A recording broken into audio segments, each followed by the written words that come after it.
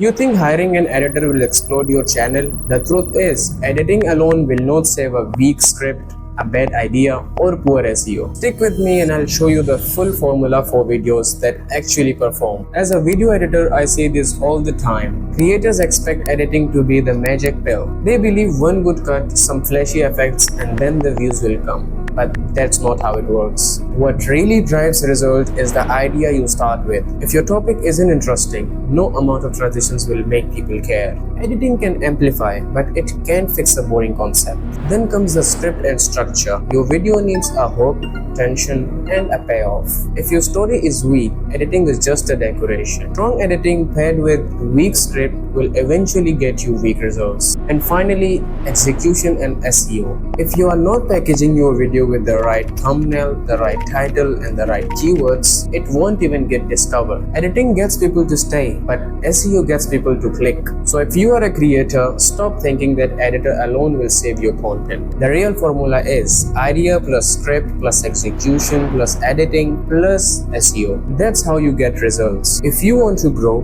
focus on the full picture, not just the cuts. And if you are ready to take your content to the next level, make sure that you are building with all the 5 pieces in place.